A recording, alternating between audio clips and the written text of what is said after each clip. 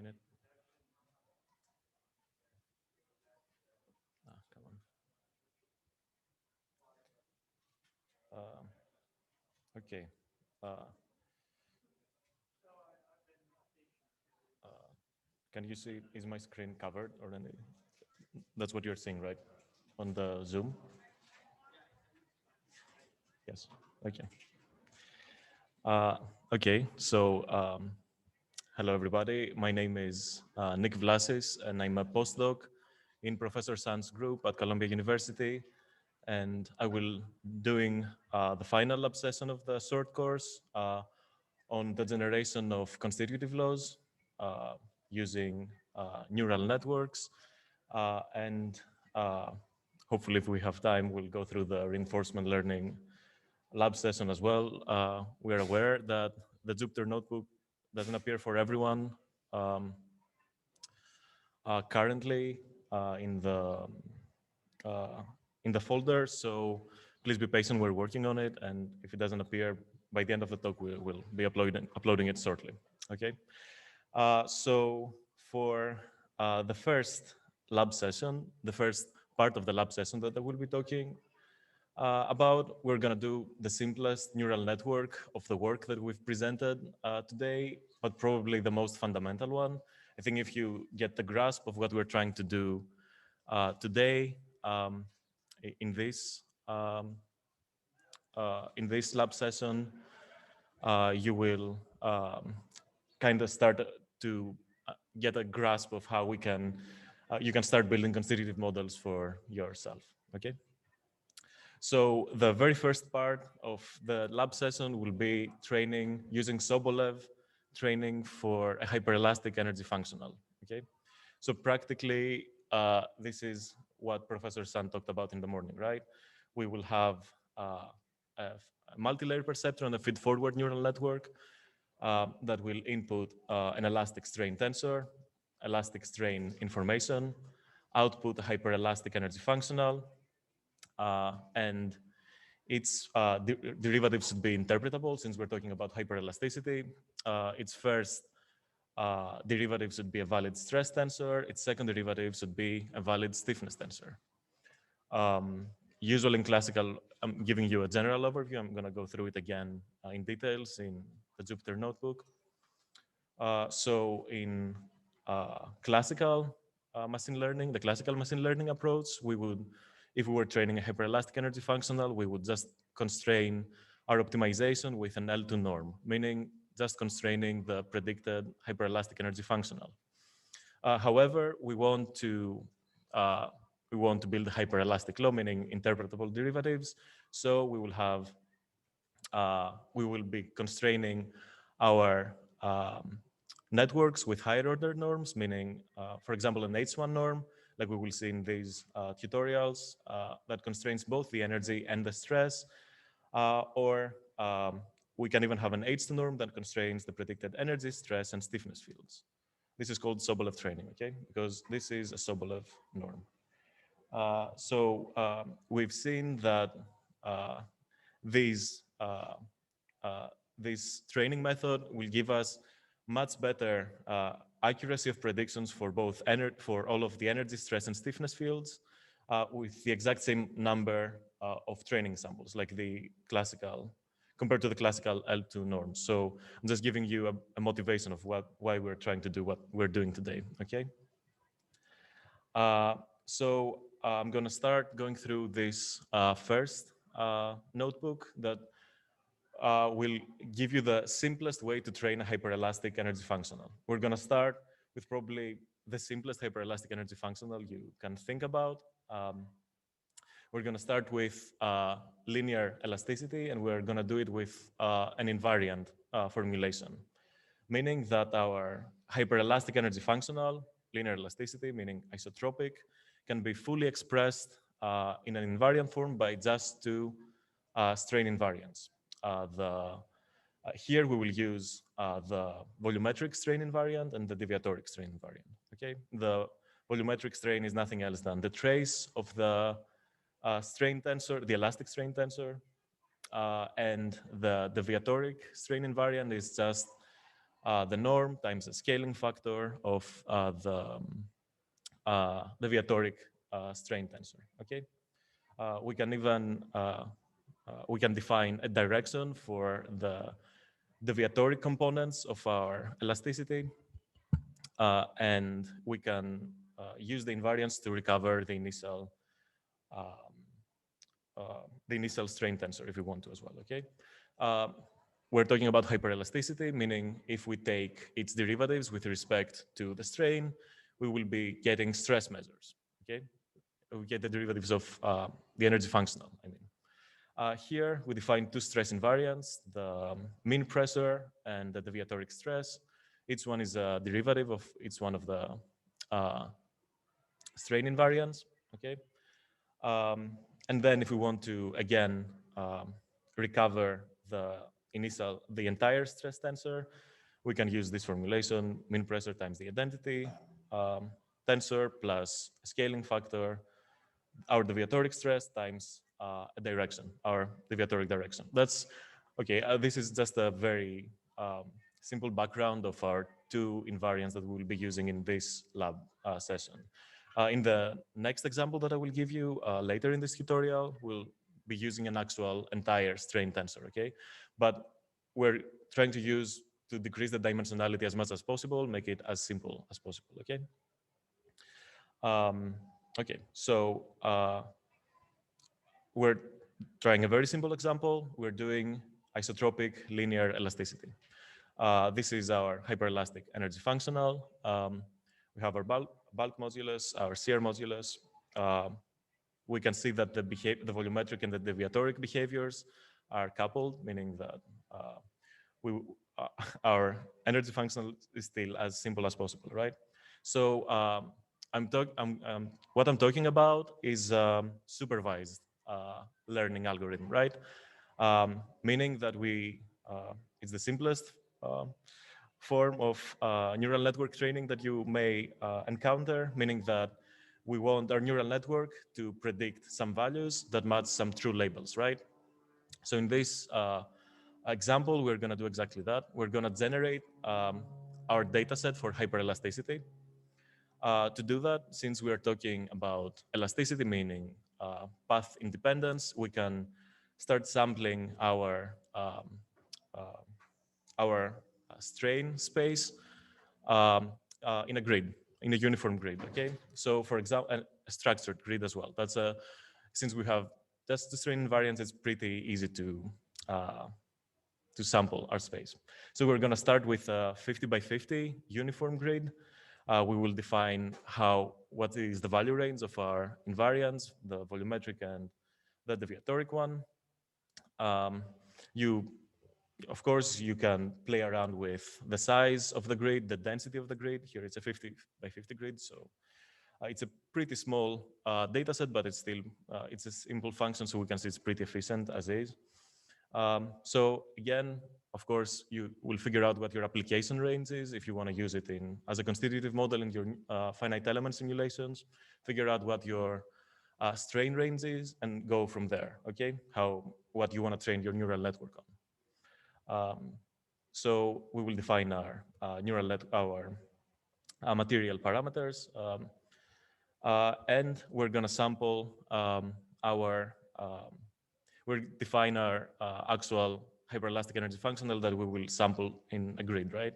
Here, this is the formulation of the linear hyperelasticity. Feel free to, and maybe if we have time at the end, I'll try to actually run this code so we can play around with the parameters a bit if you want. Here, to generate this data set, we use automatic differentiation using the autograd library. So this means that you can play around with it as much as you want. You can add more uh, variables here. X is the volumetric strain, Y is the deviatoric strain. You can make these energy functional coupled. You can make it more nonlinear, less nonlinear.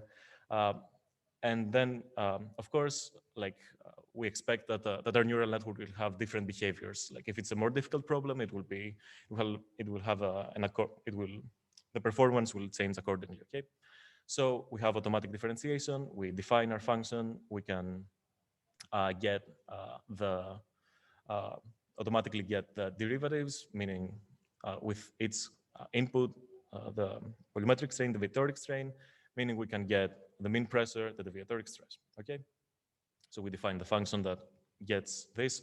I'm going through it just to know the like pretty slow right now to know the background. When we will start seeing again some things as we go down the tutorial, and I'm gonna go faster. But I'm just giving you the um, most detailed explanation right now. Okay, so here we are gonna sample our uniform grid to sample the energy, sample the stress measures because we're doing Sobolev training. We'll need the stress. Okay.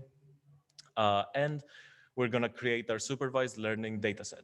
Here we can save it in the simplest way, an Excel file, a CSV file, okay, where each column is a different feature, either input or output of a neural network, and every line is a sample, okay? We don't care about the order because we're doing elasticity right now. Okay, so here we will save the strain, the energy, and the derivatives, the stress. Okay. Here, the first tutorial that I'm going to do for hyperelasticity will be using TensorFlow and Keras, probably because it's a bit more accessible than any other library. The second tutorial, I will give you the alternative of PyTorch, because in the third tutorial, we're going to do geometric learning that it's very easy to do on PyTorch. Okay, so I'm going to give you all the alternatives, pick whatever suits your needs. Probably TensorFlow and Keras is the better introductory level neural network library. Okay, so here we import all the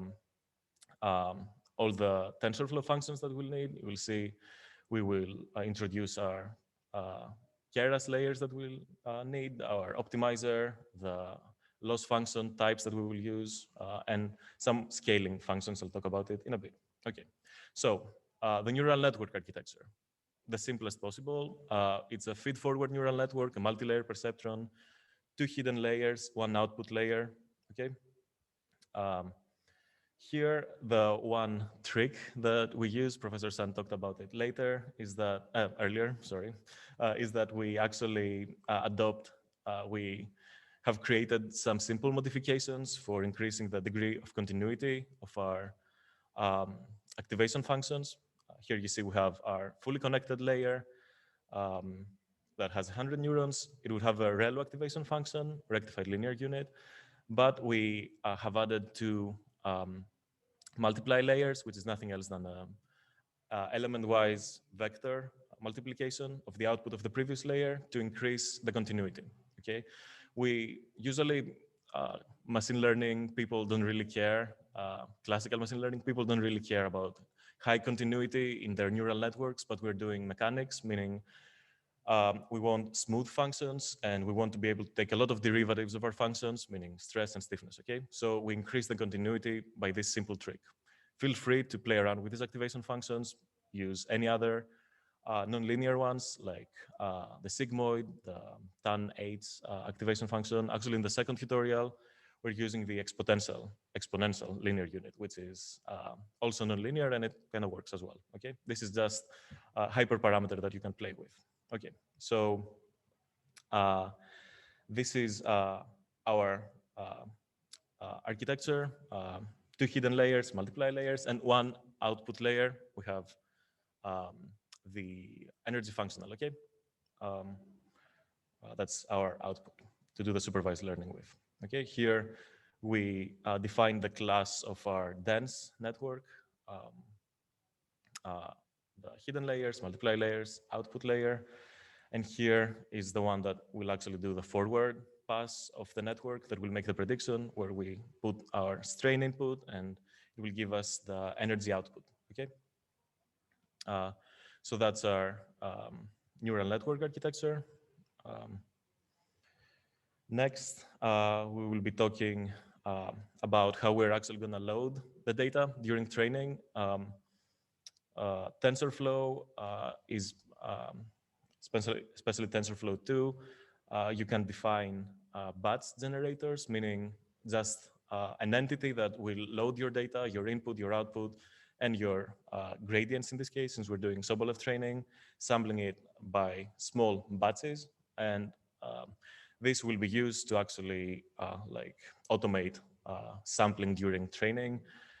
Here, it's just like a pretty standard TensorFlow batch loader, so you don't have to worry about it that much. Just know that we're doing Sobolev training, so we'll have to call the gradients as well, okay? So make sure that your um, batch loader is actually calling, like loading the gradients as well, the stress. Okay, as in any other neural network experiment, it is strongly suggested that you scale your data, okay? Both inputs, outputs, and here, Sobolev training as well, we will want to scale the gradients as well, okay? Um, this means here we will use the min-max scaler, practically scale everything from 0 to 1.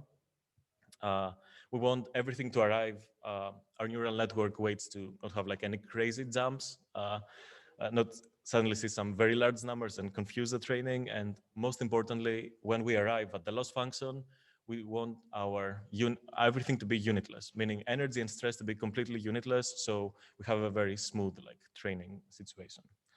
Okay, so we're calling the min-max scaler, say scaling everything from 0 to 1. Uh, Here, this is just the standard uh, sklearn scaler. Just notice here, I'm going to talk about it in a bit. We're saving some quantities from the scaler, like how much the actual, like the scale and the minimum value as well, um, because when we are doing the Sobolev training, um, since we're training with scaled functions, we want um, when we take the derivatives, we don't like if we don't look at it as a chain rule, funny things will happen. So practically, what we're doing here is our neural network will learn the scaled function. So during training, to make sure that we have a good match of the true and predicted values, we'll use a chain rule of the scaler as well. Meaning, if when we take the derivative of the neural network, we also have to take the derivative of the scaling function. Okay.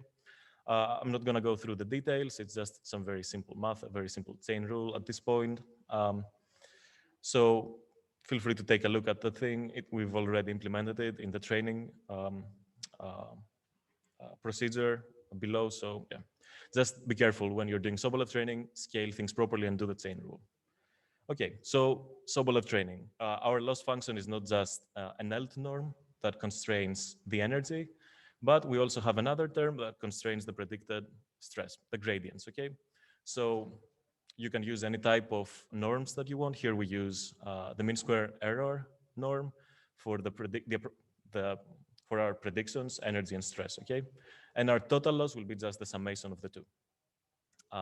We also, as you would do in any other neural network experiment, you would separate things in training and a validation set. Here we use this specific ratio. If you want to be more conservative, you can decrease the training, increase the validation. Just know, play with that with your data availability, okay? And we have to define our optimizer. Here we use Adam, that's pretty standard for regression problems. Okay, so here we will have to define the actual Sobolev training. Sobolev, yeah, the actual training of the neural network. I'm not gonna go with details right now. It's pretty standard stuff. Just the only extra thing that happens here is that we have to deal with gradients. So here, for example, when we are selecting our training data set, we do strain, energy, and stress, okay? Again, we will define a batch size, a learning rate, the number of epochs for training, we will call our neural network, and then here you will see all the loss functions that we will call during training and validation, meaning mean square error for the meaning the mean square error for the value, meaning the energy, and the gradient. Okay. Here, these are the scaling variables for the chain rule that I talked about. Here is how we separate the batches of the neural network. This is standard. If you look any tutorial online for TensorFlow, you will find these things. These are pretty standard.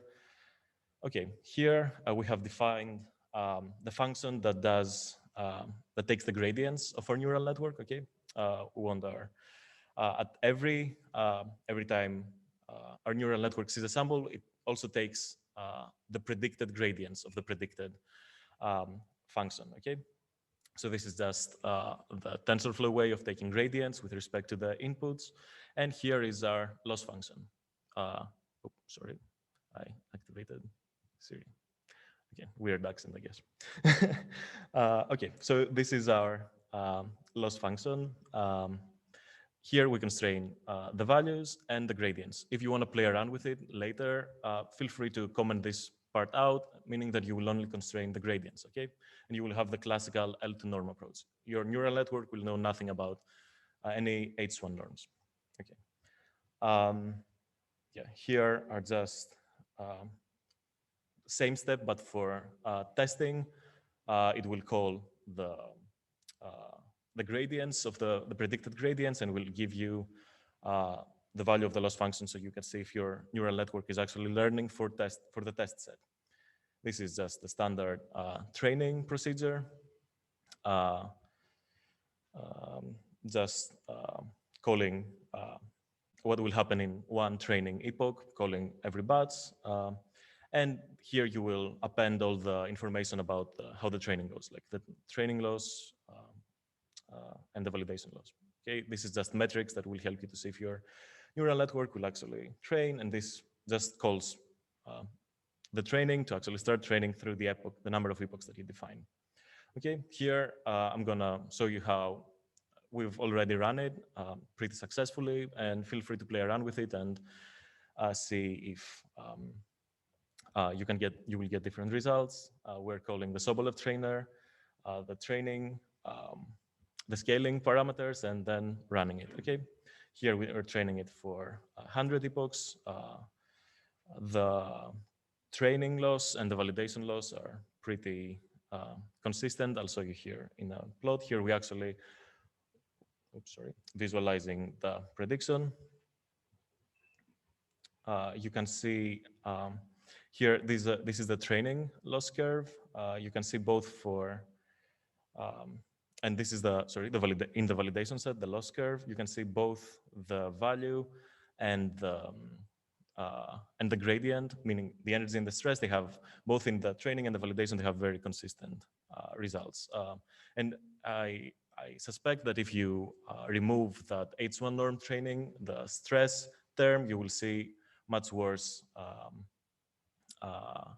gradient loss gradient predictions, and pretty comparable, still pretty comparable energy values. Okay. So here, after we've done with the training, we want to validate on a test on a new set of data. Here we use a different, again, we're going to sample a grid. We're going to use a different density for the grid, so we will see different data points. And here we will call the prediction is pretty much what we were doing previously, predicting the energy stress and the energy and the stress invariance. And here we will plot the color map for the true values and the predicted values for the energies and the stresses. Okay, and you can see they are almost identical, meaning that our training happens very well. Okay, I've been talking about like a very neural network based approach of how we're doing things, just giving strain invariance in our neural network and making predictions, but you want to build a constitutive law that you will use in your finite element simulations, right? Meaning that your finite element simulation will probably be working with a strain tensor, okay? Here we're doing like a simple uniaxial strain experiment, meaning we will give a full strain tensor, since it's uniaxial, it's just the first component. Here, this is our strain tensor in void notation, meaning epsilon 1, 2, 3, epsilon 1, 2, 2, 3, 1, 3, okay? Oh, yeah, it says it here, of course. And yeah, here we will build a new training loading path and we will see that our neural network can actually like predict this unseen loading path, because previously we were only seeing the grid and can make predictions pretty well, okay? And that's how you would put it in your finite elements as well, right? Input the strain tensor, output the stress.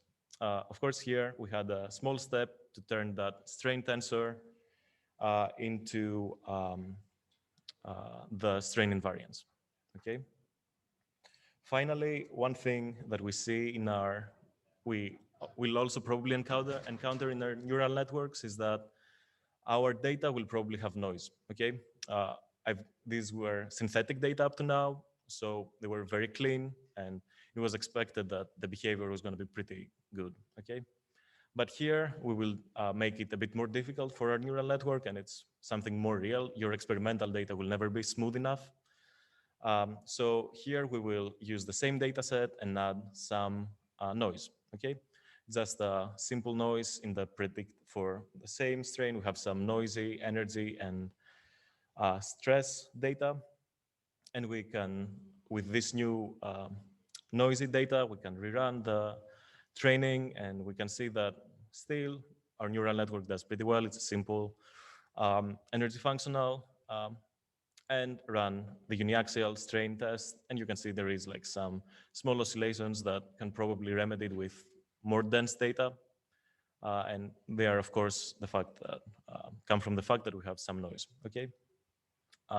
So this was the first lab session that of this tutorial.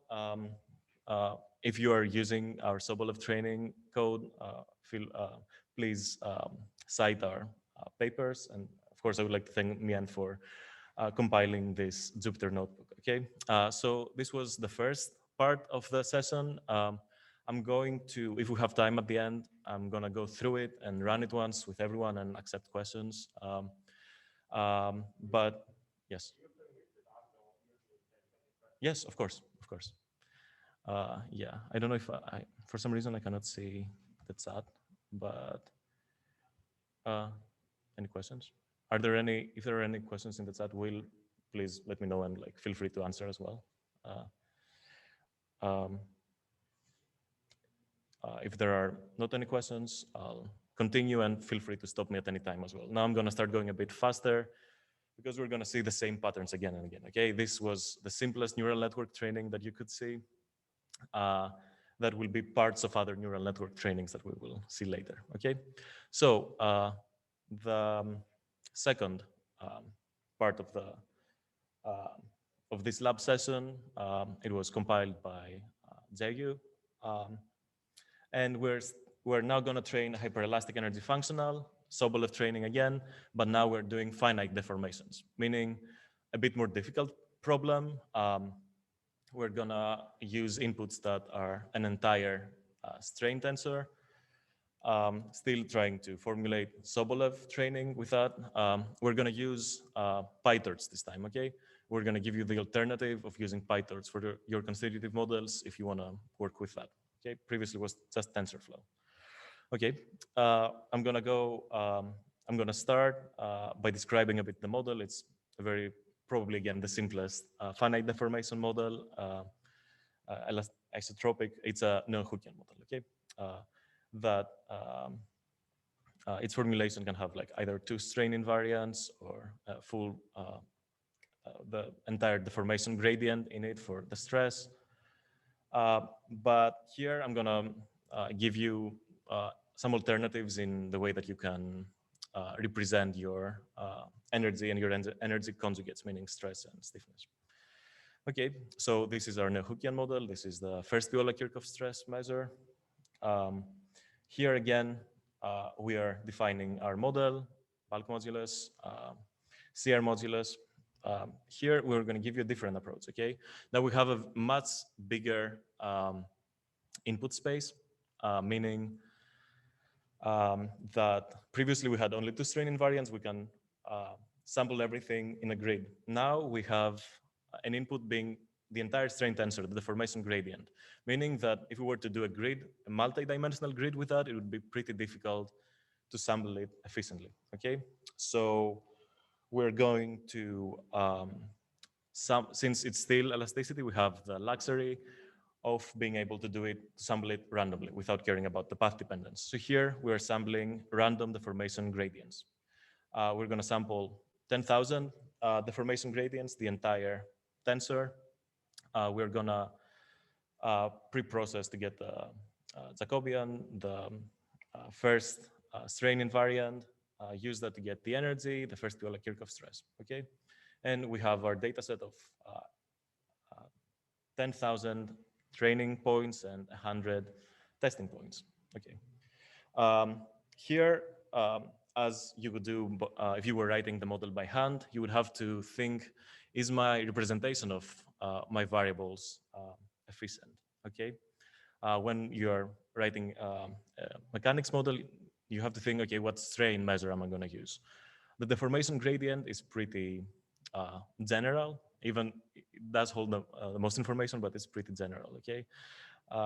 So here we use the right cosec green, actually either the right cosec green tensor or the green strain tensor, because they have this nice property that if you model a hyperelastic material with these two variables, you will ensure that your model has frame invariance. This is just from the rotational invariance of the actual strain tensor. I'm not gonna go to the details through the theory, but that's a known fact. And since we know it as mechanisms, we might as well use it in our neural network representation, okay? But since we're changing the strain measure, we must use the conjugate strain measure, the according conjugate strain measure, meaning the second Euler-Kirchhoff stress, okay? That's the transformation of the first Euler-Kirchhoff stress. Here, to make the training faster, we're gonna talk about like a 2D space, but the same exact thing works for 3D space, and feel free to extend the dimensions. And actually in the cited papers that we have, we're already doing 3D, okay? Here we're doing 2D, so it's simpler. The neural networks are simpler. Depending on the problem that you want to tackle, you will have different dimensionalities. Okay, here I'm gonna try to go a bit faster because it's pretty much the same as you did before, as I showed before for the small strain elasticity. We define strain training, strain data set, testing data set, both for the energy and for the stress measures, okay? We are doing our mechanics knowledge transformations for the strain measures that we need and the stress measures that we need. And we are turning them into PyTorch tensors that will be able to be read through our multi-layer perceptron. Okay, again, the multi-layer perceptron is similar to what we had before. Input strain, output energy, first derivative stress, but now large deformations, okay? Jair here made the modeling choice to use an exponential, a linear unit as his activation function. That's okay. It's still a nonlinear activation function, and it can have non-zero derivatives, okay? So we can still work with that. Here we define our two layers. Here we use the smaller neural network. Again, hyperparameter, play with it as much as you want. The output is still 1, meaning the energy, 3, the 3 components of the green strain tensor. Now our loss function is similar to what we've seen before, but now we're using the full strain tensor, constraining the predicted energy and the predicted stress, okay? This is a stress tensor that we're constraining here. With a mean square error, we're doing it component-wise, okay? This is the standard training for regression in PyTorch. We define our multi-layer perceptron, what our loss is, our optimizer. Here, of course, since it's Sobolev training, we need to define where we get the gradients, right? So here is the line that we take the gradients with respect to the input. It's pretty much the same, so I don't want to go through it again. Yeah, feel free to ask any questions if you have any. Here, see, this is again our Sobolev training. We constrain the energy, we constrain the stress. Feel free to comment out the stress constraint and see how well it trains. Okay. even for such a small network, we can see that our neural network is training pretty well. Of course, it's a very small network. You can, of course, make it bigger depending on the problem that you're dealing with. And as before, we are gonna use a uniaxial testing as a benchmark problem. And again, the neural network could use some hyperparameter tuning, but you can see it does adequately well, okay? I've been talking about making our neural networks interpretable, our hyperelasticity neural networks interpretable. We also want them to follow um, the hyperelasticity theory, right? We want our hyperelastic energy functionals to obey some physical rules, like our energy functionals should be convex. So from the hyperelasticity theory, the convexity can be checked through this inequality. This different, so epsilon 0 and epsilon 1 are any strain tensors from our that we can sample in our constitutive model. This is the stress. So if we define this inequality and we train our neural network properly, especially for the testing set, we should see that if our neural network is energy functional is convex, this should be satisfied for any sample point. Here we do exactly that. We define a process where calculates all the terms in this inequality, plugs them in, and every time we find one sample point that violates this inequality, we mark it down.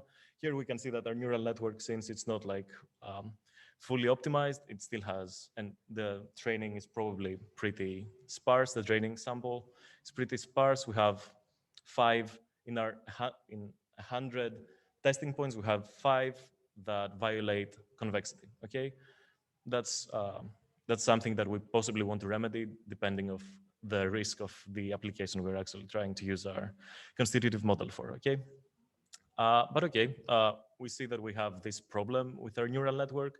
Can we do something in our Sobolev training framework, in our loss functions to remedy this exact problem?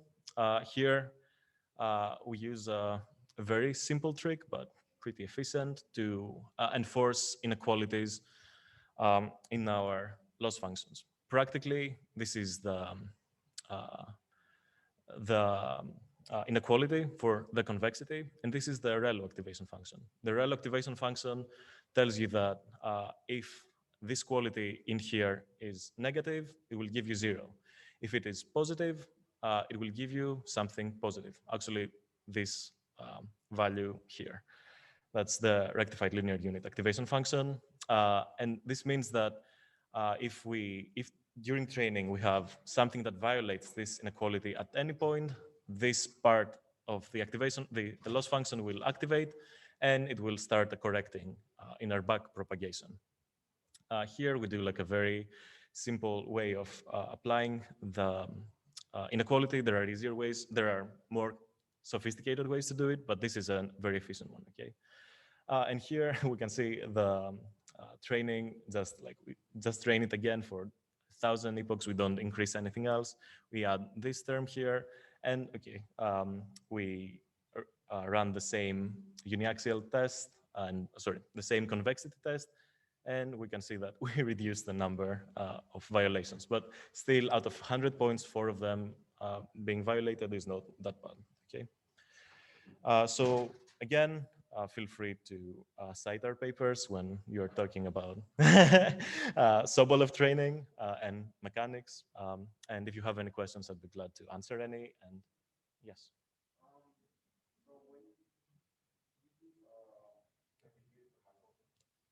Oh, the microphone, please.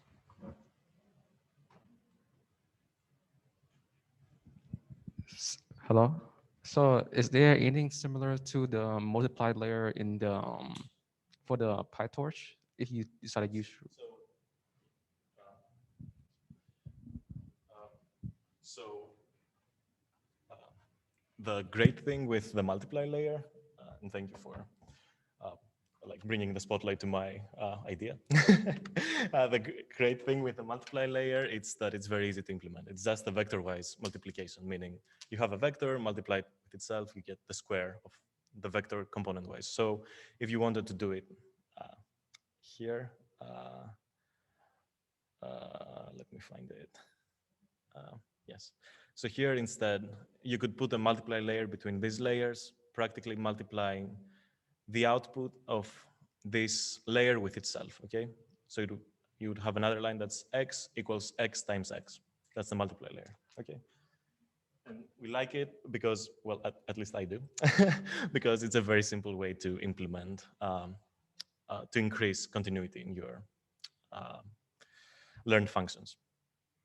Any other questions? Uh, Again, if you have any questions. Oh, sure.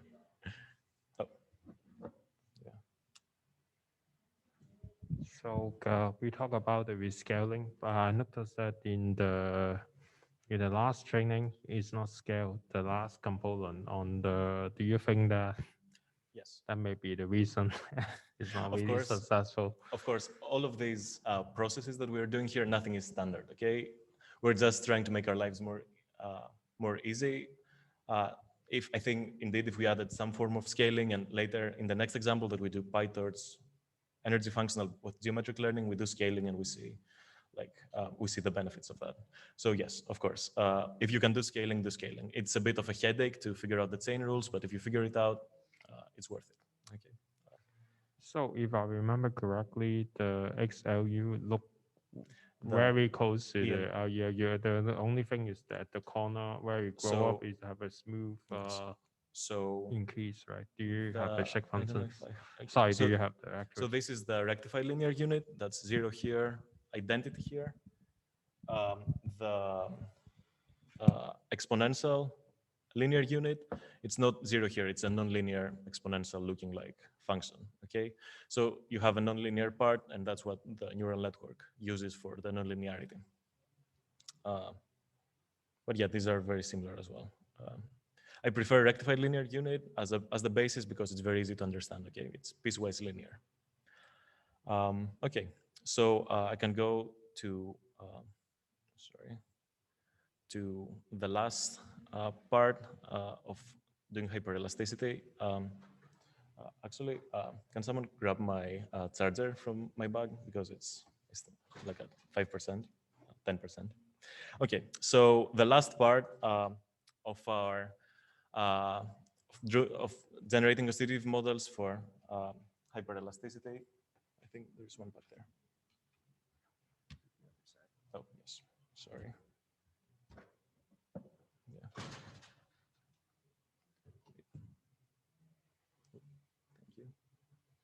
Thank you.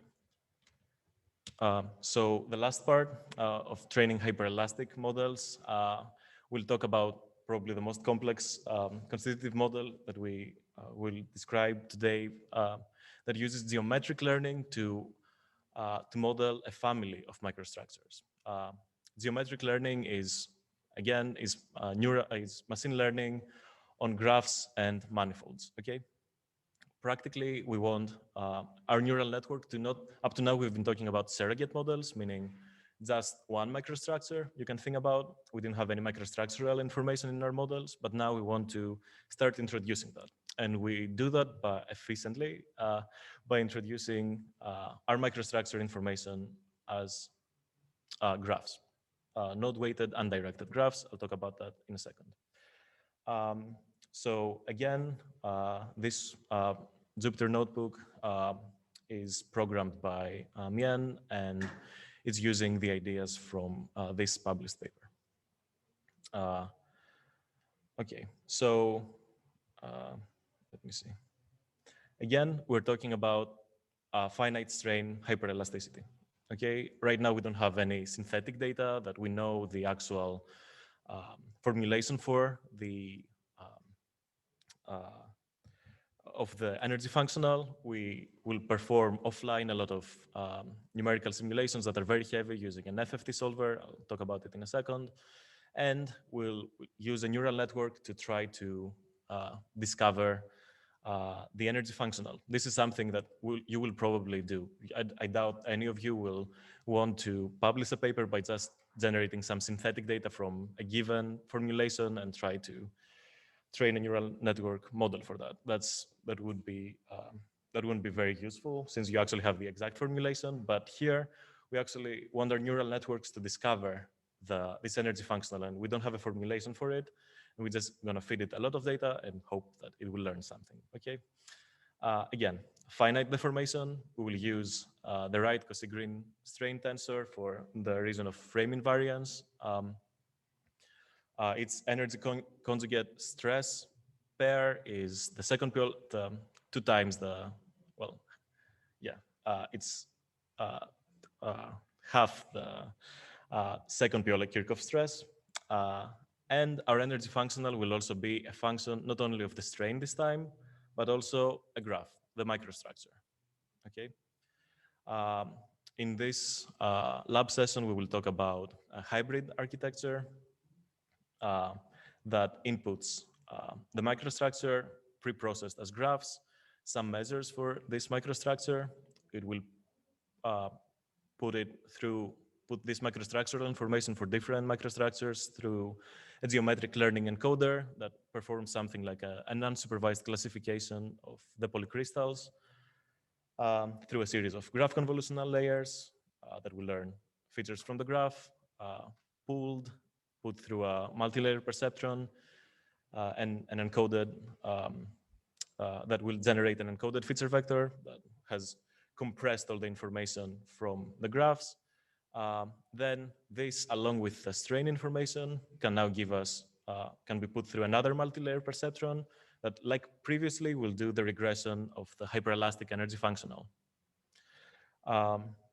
Okay, in this tutorial, that's why we talked about PyTorch before. We are going to use PyTorch geometric because in my opinion, it's pretty convenient, makes geometric learning much more intuitive than TensorFlow. TensorFlow, there are some libraries out there, but they're usually pretty, they're not that extensive, then they will need some pre-processing by hand, which can be annoying sometimes, and PyTorch conveniently automates many of these things, okay?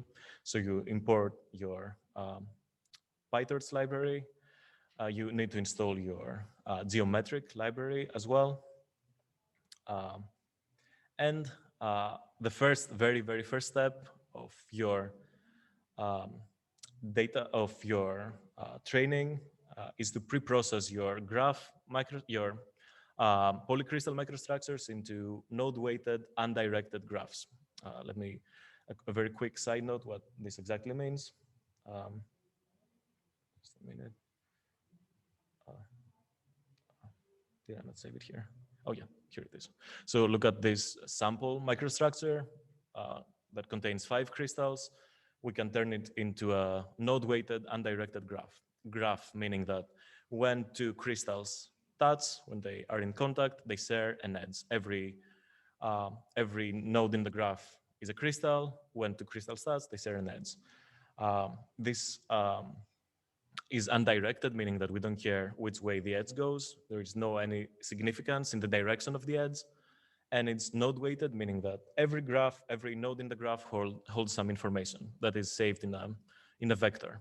That can be the volume, the orientation angles of the crystal, the number of neighbors, the number of edges, the total area of the crystal surface, whatever you have available from your experimental data, your numerical simulations, your scans of the material. You can pre-process it and put it in your node-weighted graph. Okay. Uh, in graph theory, we usually we use some simple metrics for our graph structures. The simplest one is possibly the adjacency matrix that has the sizes time. So here we have 5 nodes, meaning 5 times 5. And when you can see node 1 and node 0 are in contact, so we put unity here. Node 1 and node 4 are not in contact, so we put 0 here. That's the simple concept of the adjacency matrix. We can have some more complex variations of that that your neural networks may actually use, but this is probably the simplest one.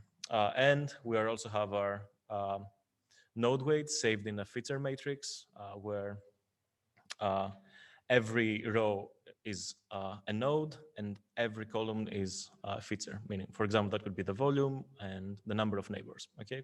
So that's how we set up our graphs. This is what our pre-processing um, script is going to do that I'm gonna show you right now. Um, okay.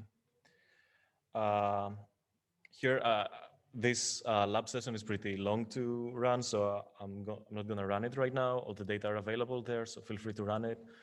Um, and if you have any questions, we can answer them here in the chat or offline, okay?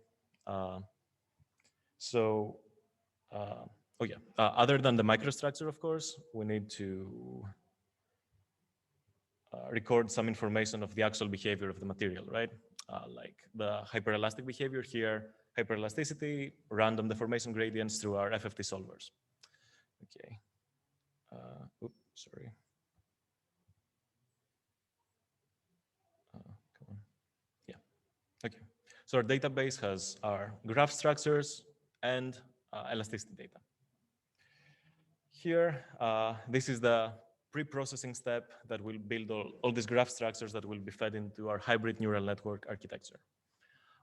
Here, we will decide what type of features we will have in our polycrystal graph, the volume, the number of neighbors, the area of the surface, and most importantly, we've seen like in our research that in the case of polycrystal, even if you were going to do it by hand, you should know the orientations of the crystals, okay, by these three Euler angles. So make sure you feel free to change the number of the features that you save at every node.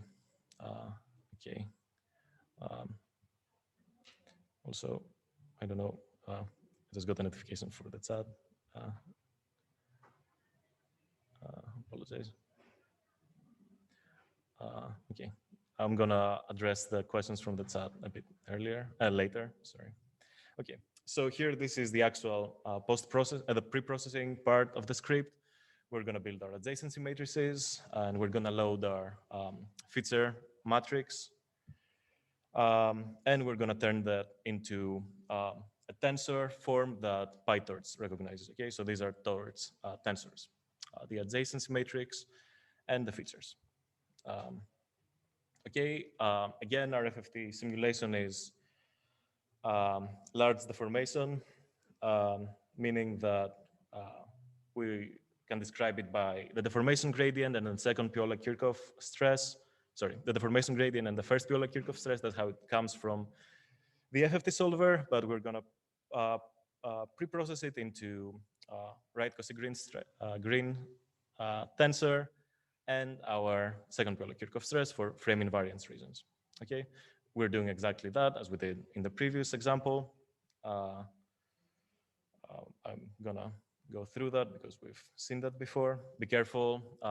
The second Piola-Kirchhoff stress is 2 times the derivative of the strain. Okay. Now we have to do scaling. Scaling is always helpful. Here we will use the alternative scalar, not the min-max scalar, but the standard scalar. Okay, and we're not only going to scale the energy, stress, and strain, but we also have to scale the features that come in the feature matrix. Okay, we want to have like reasonable numbers, especially in the feature matrix, that an angle may be 200 degrees, but the volume could be 0.01, right? If we scale everything at a reasonable scale, it will be much easier for the training. Okay, so we do exactly that. Here we're loading 150 microstructures, and we scale them with our standard scalar. Again, to make loading the data easier, we're gonna use a batch loader. Here we do it a bit by hand because it's a pretty novel architecture, so there's not really that many things that come prepared from the PyTorch library. So here we're gonna load the 150 graphs and their behaviors at batches of 15, okay? This is how you change. Uh, you can play around with batch loader here, take a moment to read it. It's pretty standard, but if you take a look at the PyTorch geometric library, it discusses more how the batch loader um, works and how PyTorch actually reads the graphs, okay? We will define our epoch size, where our model will be saved. Again, we do that. We separate training, validation, and testing data to make our experiments more robust so we can have a validation process after. Uh, and again, hyperelasticity. You couldn't do it without H1 training, Sobolev training, okay? We've seen, especially now that our data are pretty sparse, do Sobolev training. It will, for the same number of values, you harness more out of the information, you get more efficient neural networks and smoother functions as well. Okay, here we import our GNN architecture, like it's similar to what I showed in that figure, that hybrid architecture. Here we define the strain input, the 9 components of the strain tensor. One output is the energy. 256 is the size of the number of neurons at every feed forward, every dense layer in our multi-layer perceptron parts. This is the number of node features that we'll put through our graph neural network. This is the size of the encoded feature vector. Here, play around with that. This tells you how much you compress your information, right? If you have, imagine like this is like a zip file situation. The more compression ratio you put there, the more compressed the information is. But you lose some information when you compress, so don't go crazy with it, okay? I think 1 wouldn't be very reasonable. 9 sounds like a second order tensor. You can start from there. But again, this depends on the data that you have. Play around with it. And then this is the number of filters in the graph convolutional layer. Similar to what we talked earlier today with filters in a regular Euclidean grid convolution, we can define a graph convolution with number of filters, meaning how much we explode the dimensionality of our node features, okay? Meaning at the highest, we will have 64 node features per node. Again, we define our optimizer. We define a procedure to reduce the learning rate so we can have more efficient training and to stop it when it's time. And here we actually do the training. I'm definitely not gonna do that. Right now it will take about 35 minutes. These are pretty huge, no, not huge, but they're pretty big data structures that will take quite some time to train. Yeah, feel free to train them, and if you have any questions, we can answer them here or offline.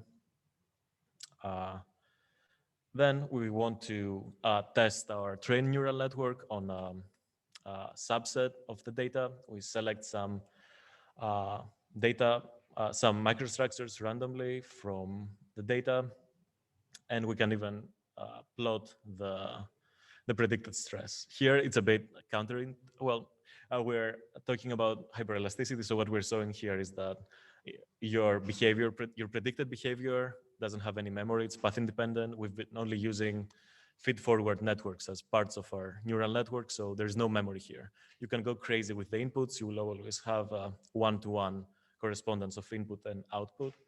And you can see even for like this small network and small library, you get pretty good results that, of course, can be optimized with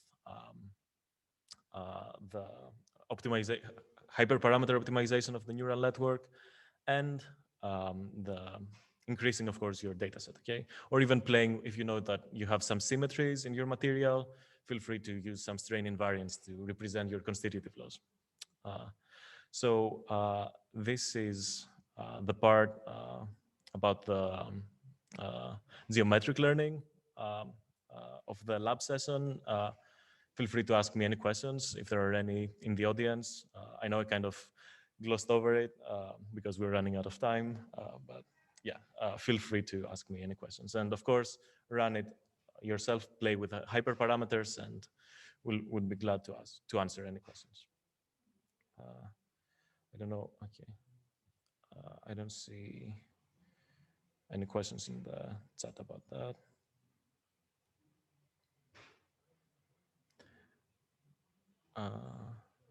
Okay, so I think I don't know what's the process of uploading the actual reinforcement learning tutorial. I don't know if we'll have time to actually put it now. I see Professor San says he will post the tutorial soon. So in the interest of time, I'm gonna uh, let you run the first tutorial. Feel free. Oh, sorry. Uh, uh, Actually, you can run it on Google Colab. I think it's pretty lightweight. The neural networks are pretty small. The data sets are pretty small. So I encourage you to actually start running the script, the Jupyter notebook from scratch. Play around with the number of points that you input, play around with the parameters of your energy functional, add some, play around with variables here. Maybe you want to make it more linear, do this, okay? Well, yes. Now you have an increase in nonlinearity with respect to the volumetric strain, okay? So feel free to run every block of this code, and I will be available in the chat here, and my other group members as well will be replying in the chat box. Also play around with the, where is it? The loss function. I cannot find it here. You can remove, yes, no, yes. You can remove the Sobolev training, see how the behavior of the neural network changes. Change the activation functions if you want. Increase the multiply layers. If you add many multiply layers, I'm expecting your numbers to explode, so don't go crazy with it either. Okay, so I'm open to any questions from here or the chat, and yeah, feel free to ask me any questions as you start running the code. I can run it as well as you go. Okay, let me see if there are any questions in the chat. Oh, no, not that. Okay. I see, okay, that the lab is actually up. I don't know if we have time to, definitely we don't have time to go in details with that. I don't know if you wanna actually go, I can very quickly go through it while you are running lab one to show you what's happening in there. But yeah, I don't think we actually have time to go through the entire thing. Okay. But yeah, feel free. Sure. Yeah. Oh, uh, actually, do you mind? Sorry. Thank you. I was just wondering if is there any tool to switch from a voxel microstructure to a graph representation? Yes. So, yeah, actually, that's, I think, if you scan a microstructure, right? Well, it depends if it's a synthetic microstructure that you've generated with some library. Some libraries have the functionality, like there is one that's called PoreSpy that has the actual like functionality to do exactly that. But if you're having something that you scan in a lab, you can use some tools like the ImageJ software. It's called Fiji. ImageJ, Fiji is a variation of that. That I think it has modules to identify different grains if you have a granular microstructure. and then uh, also find the grain connectivity. Okay, so I think I haven't done it myself. I've seen it, but I haven't done it like in actual data myself. But you can put a voxel of data, find run it through ImageJ, find identify different grains, find the connectivity, and then export all these grains, all the grain information like the size, the shape, and of course here I just use like some specific metrics for the grains, right? Like the volume, the direction, and everything. This is not necessarily what you have to use. You can use something that's specific to what you want to do, okay? And also, you don't only have to do grain connectivity. It's not only for granular material. If you find like, you may have grains, but also you may have a pore network, like the spaces in between. In that case, you may have to do a different pre-processing step to find all these things, right? But yeah, I think ImageJ is probably, I've used it before, like when I worked in national labs and everything. So I think it has some functionality for that. Yep. Okay. I don't. Are there any other questions uh, in the room or online? I don't see any. Um, yeah. So feel free to start running the. Okay. I see a question about towards geometric. I'm not sure. I see your the message that you're getting. I don't know if you've installed. I don't know if you're running it on Collab or locally. Make sure that you've installed your. Uh, um, yes. Yeah. Let me. Uh, yeah, there are some dependencies there. I think you should try going to the PyTorch geometric library, and they have a very comprehensive way. Make sure of installation. Make sure that you've installed the latest.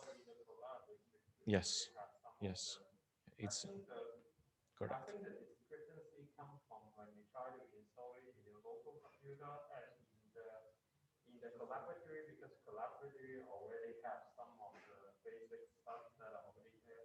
Yeah, I'm not.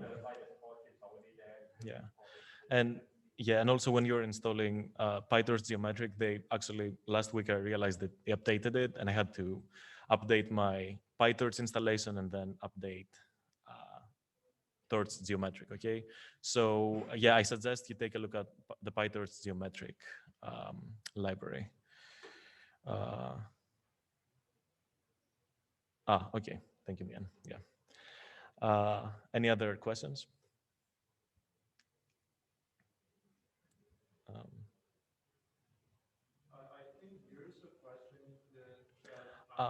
okay, I see it's a direct message. Okay, of course. Uh, uh, so I can read it out. We have a tapered bar subjected to axial load, and I do the training by measuring the deformation at the middle of the beam. Can I predict the stress in other sections of the bar? Okay, so here up to what I've been talking in this lab session has been generating constitutive models for one point in the material, right? Here you are talking about solving a boundary value problem, meaning that you want to have some information at some, like it's a spatial problem. Like if you imagine your bar, you have some information here. I understand that you want to predict something a bit further down, right? That's a problem that you would have to solve spatially, maybe with informations. Oh, sure. Sorry, maybe I can. Oh, Sorry, sure. I just can't control myself. Please do.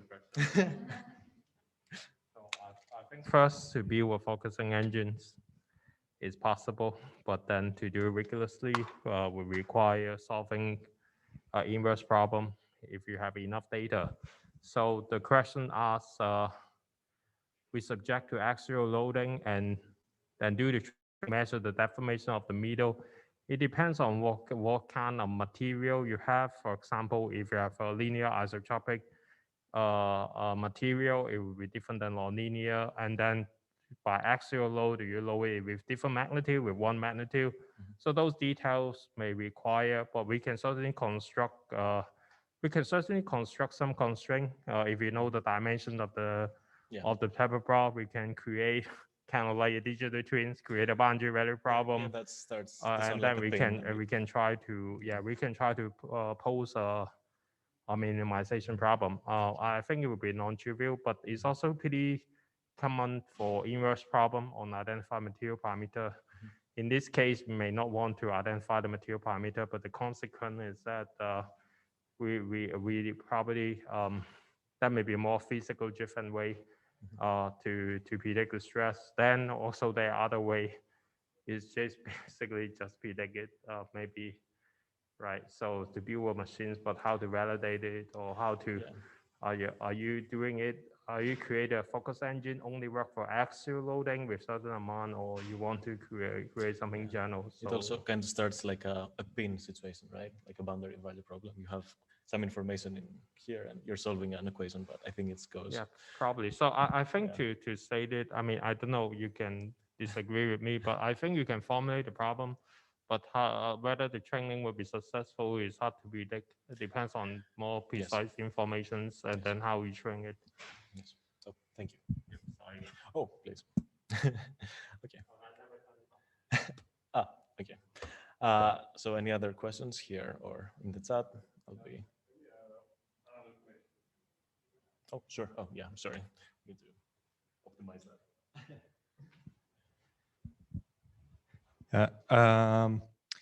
I was wondering, since you have a path-dependent response of your material, Yes.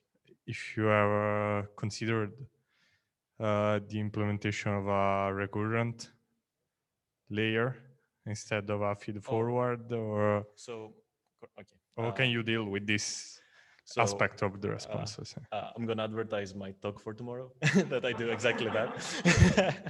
But here, we've made our lives easier. This is still like the beginning of geometric learning. So we work with elasticity. Okay, so it's path independent. So meaning it doesn't matter what way you're loading it. You can work with feed-forward neural networks. Input any strain, and you'll have a one-to-one correspondence. Indeed, people, when they are talking about path dependence, they're using in classical, however classical it is, neural network architecture, they use recurrent architectures, okay? Like the LSTM, the GRU, and of course, if you have a path-dependent problem, you'll probably need much more data. But indeed, you can start like replacing these parts and doing, putting your recurrent architectures, LSTM, GRU, 1D convolution. Talk about it in my talk a bit tomorrow. And still, you can still do Sobolev training as well. I've actually done that when I first started playing with Sobolev training. So it's also possible to do Sobolev training there.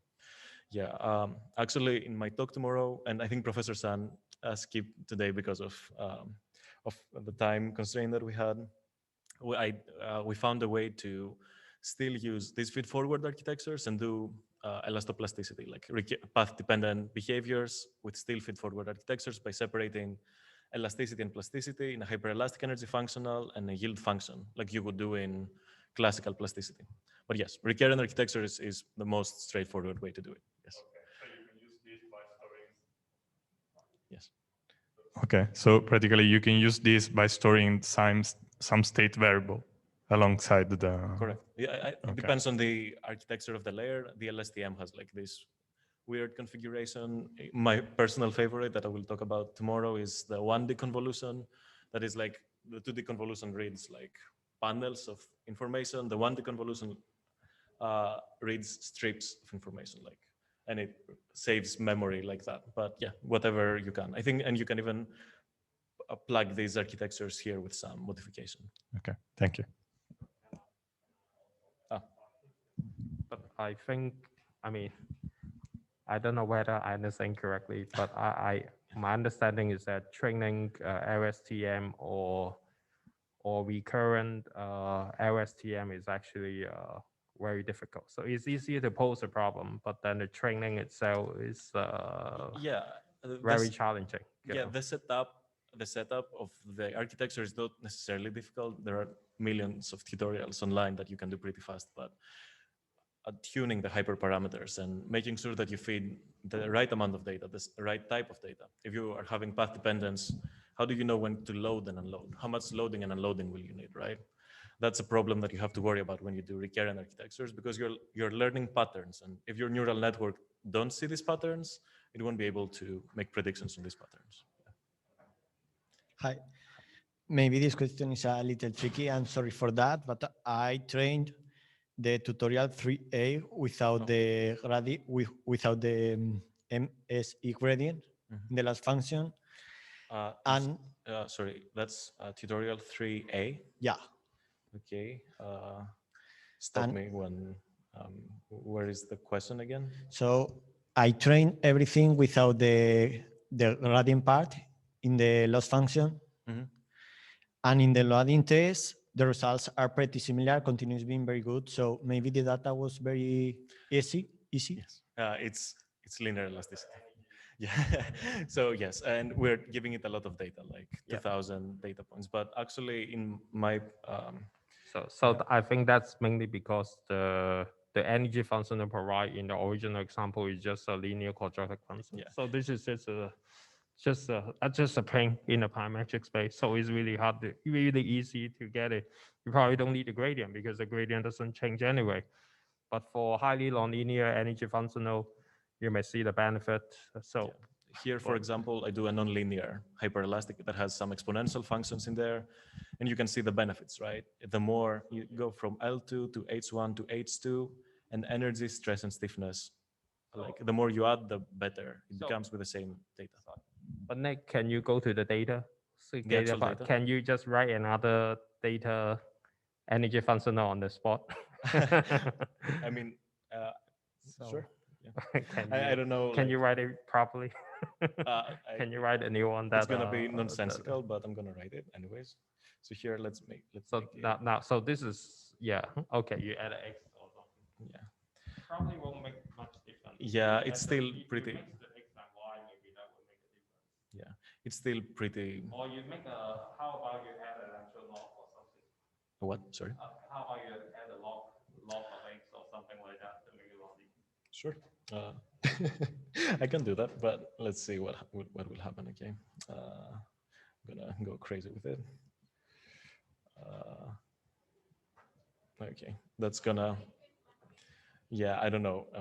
We're really spitballing here, so bear with me. Okay, to run the actual thing.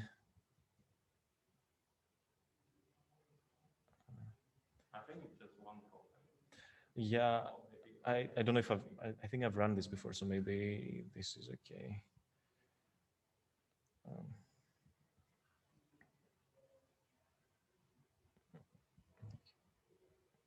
Yeah, if you go to one time and then you just one, you can actually choose one after, then you don't have to keep typing. Yeah, I just want to go up to the point that we. I see what you mean. If you go to the. So you see, Well, I'm almost. this Yeah. round after whatever. Okay. Okay. I see. I see. I see. Let me. You're right. But anyway, so the point is that you can play around with different data. Then for single data, of course, you don't see much benefit. Okay, I understand.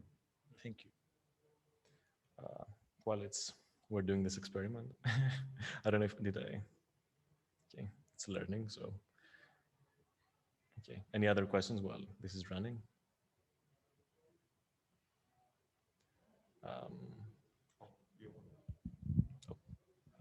Any other questions from the audience?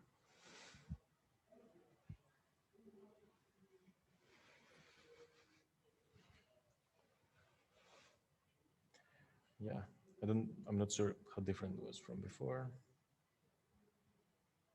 Things. Let's see. Anyway, I think I also pick I think in the recorded tutorial, I also changed the energy functional to demonstrate that. Okay, so you have a new training. Yeah, feel free to play around with that. Okay, I have a.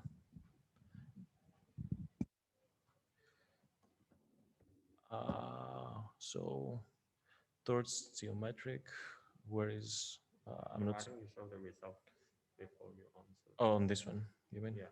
I don't, Let's finish this one first let's see. before you answer the question. Let's see if I actually change it properly.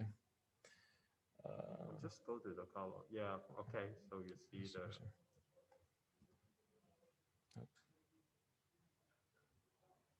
Anyway, but I think that this can be done maybe offline in Yeah, a yeah. numerical experiment.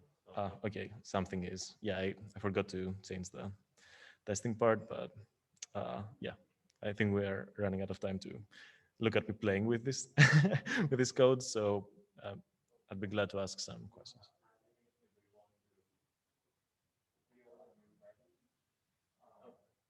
Maybe just go through the blocks of the code to say what's happening where, and there's going to be a tutorial I understand later, right? Okay. Okay. So Will, do you mind? Thank you. I think. Oh, I think I. Hello. Oh, okay.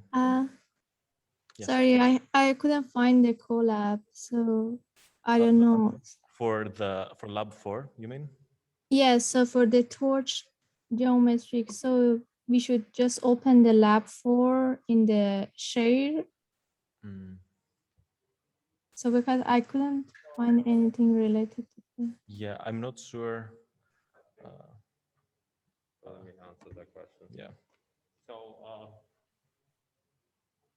So it depends on the what browser you use, but in general, if you use the Google Drive and then you have a Jupyter Notebook, you right click it, there should be options with a right open with collaborative. Another way to find it is you just type collaborative Google, and then that would actually show the welcome to collaborative page that you can actually connect it with your Google Drive. That would be one way, the simplest way to use the cloud collaborative. Yeah, but feel free to reach out offline as well, and we can try to sort this out. Okay, thank you. Because yeah, my Google doesn't have any collab on there. Yeah, it's sometimes like it can be tricky to set up, so don't worry. Yeah. Yes, thank you.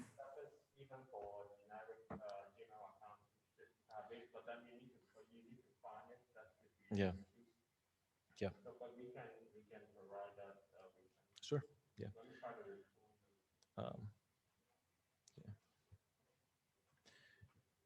Yeah. I don't know if we have time to go through the actual reinforcement learning part. Where is? Oh, there is Will. Yeah. Do you want to just quickly go through it, and Professor San will give the detailed.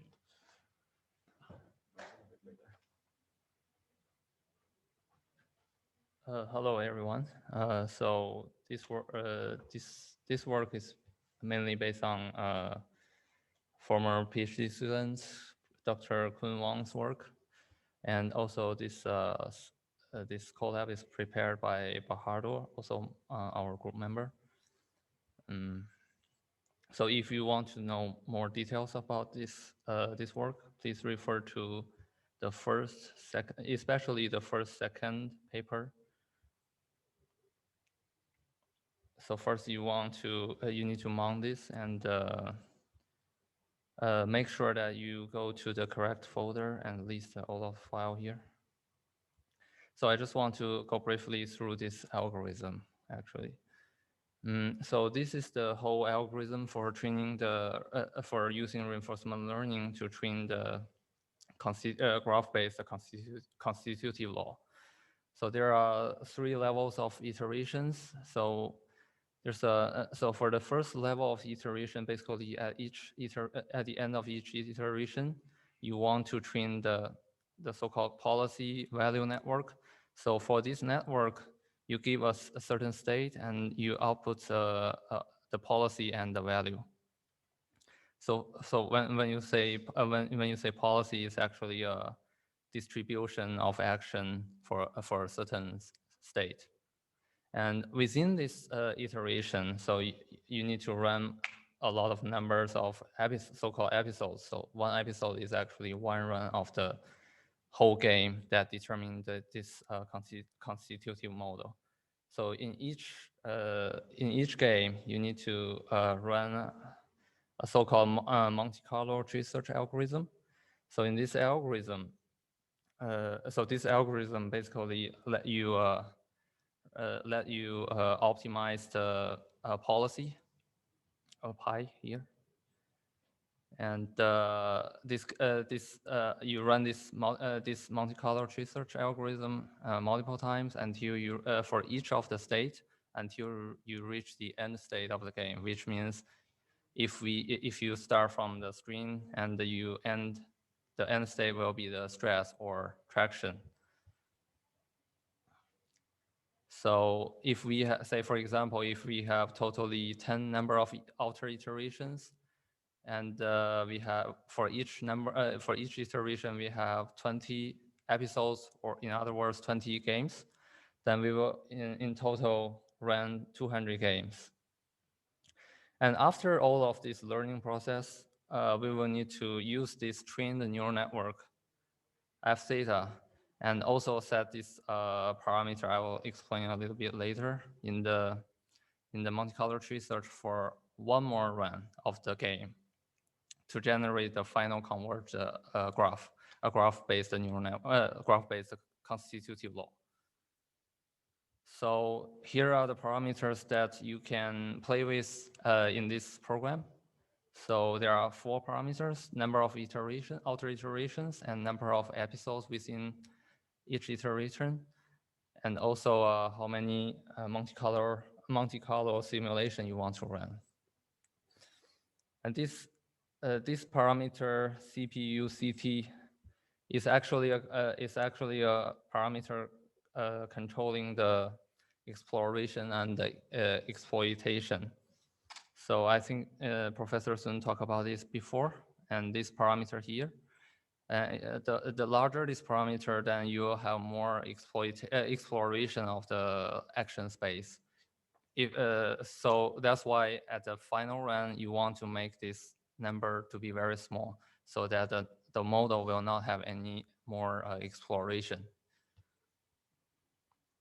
So to run this, it is very simple. First, make sure you remove all of the previous models and outputs.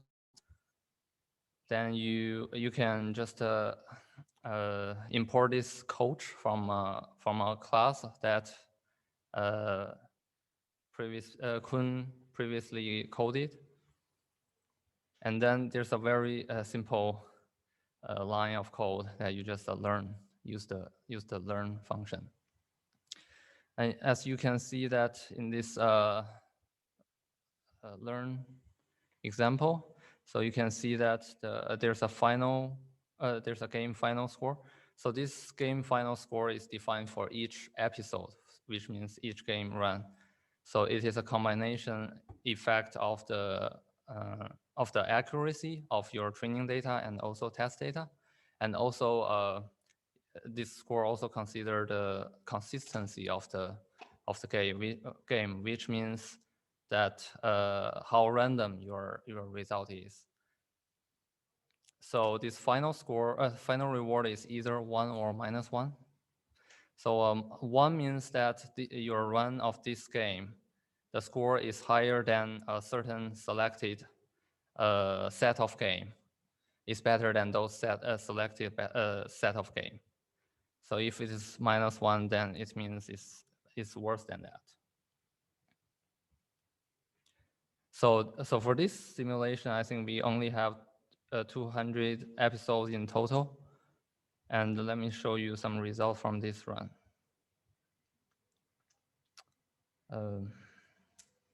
So here is one of the graph-based constitutive law we generate from this simulation. You can see that from here, the initial node is actually the displacement, and the final node is the traction. And here we here the reinforcement learning algorithm explore that we need porosity and the coordination number and fabric tensor in order to reach the correct correct traction from the displacement field. And they are connected through this a graph. And here we plot one of the normal traction and the normal displacement. And you can see that the prediction from the model is very well aligned with the experimental data. So here the experimental data is actually generated from DEM simulation. Oh, okay. So this is the evolution of mean score as we have increased the iteration number. Thank you. That's very good. I think we're running out of time right now, so I'll just stop here. One remark I want to say is that in that Jupyter notebook, just because we want to demonstrate, we did not have enough episodes or iterations. So if you probably, so the result we show here is not the actual optimum configurations, but and you can also try to run it a couple of times. You may find that if the exploration is not enough, you may come up with different configurations that have very similar score, and that is actually because there are different possibility to write different model that yield similar focusing power. But if you actually explore more, then the model may converge into something that actually perform better. So in the paper, we also have a wild import that show on average the property. One thing that you may also want to check is that in some of the early iterations, you may want to play around with the temperature parameter to promote the explorations, while in the later game, you may want to cool it down to focus on optimizing the behavior so that you get a right balance. Sometimes people also introduce high exploration rate, cool it down, and then release the heat again. So those are the hyperparameter that need to be trained. Training reinforcement, training the hyperparameter of the reinforcement learning, however, is very expensive, and this is something that very ongoing topic, because you are in this example, you probably need to train the neural network that generate all the episodes, that train all the model, and this is actually one of the important and most difficult part, I would say, in the reinforcement learning, is to train the hyperparameter. So I'm running out of time. So again, thank you everyone for attending the course remotely and also in person. It's a long day, particularly for both in Pacific time and in California. So I wish you have a very nice Sunday evening, and I guarantee you probably will sleep really well if you remember the course material. Thank you.